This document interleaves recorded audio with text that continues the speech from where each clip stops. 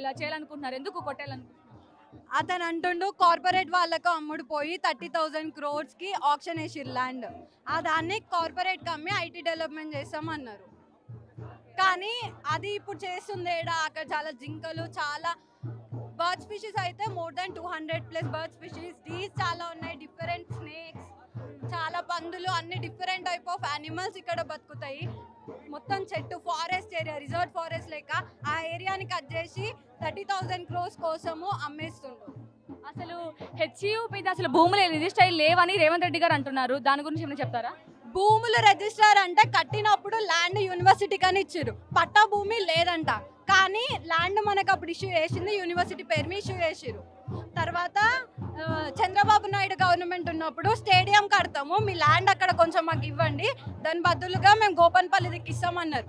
అంత ల్యాండ్ తీసుకొని కొంచెం ల్యాండ్ ఇచ్చి కొంచెం ఇచ్చేది ఉండే.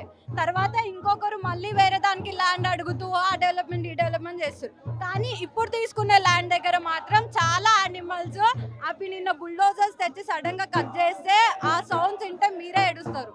అంత ఘోరంగా అవుతుంది. అసలు తెలీదు ఎందుకు ఫారెస్ట్ ఏరియా ఇట్లా అంటాడు కదా. ఒక తాను అన్నాడు ఎవరు, రేవంత్ రెడ్డి, లైక్ నేచర్ని మనం డిస్ట్రాక్ట్ చేసినామంటే నేచర్ మన మీద పగబడుతుంది, పగబట్టిందంటే మనం మొత్తము విధ్వంసం అవుతుంది, అది ఇది. లైక్ చూసినాము వయనాడ్, హిమాచల్ ప్రదేశ్ అన్ని ఎగ్జాంపుల్స్. మరి నేను ఇప్పుడు ఏం చేస్తుండంట. అసలు మీ పట్ల పోలీసు వాళ్ళ చర్యలు ఎలా ఉన్నాయి? పోలీసులు వాళ్ళు ఏమంటారు అంటే మాకు తెలీదు, మేము చేస్తున్నాము, మాకు రూల్స్ ఇచ్చిరు, అది చేస్తున్నాం. కానీ కొందరికి అది చేయడం ఇష్టం లేదు. బట్ వాళ్ళు ఫోర్స్ఫుల్గా చేస్తుర్రు. కొందరు చేసినా కానీ స్టూడెంట్స్ ఎవరన్నా దీనికి అడ్డం పడితే చాలా ఫోర్స్ఫుల్గా వేసి దెబ్బలు తాకిన చాలా మంది స్టూడెంట్స్కి ఏమన్నా అంటే అరెస్ట్ చేస్తున్నారు, పోలీస్ స్టేషన్లో వేస్తున్నారు.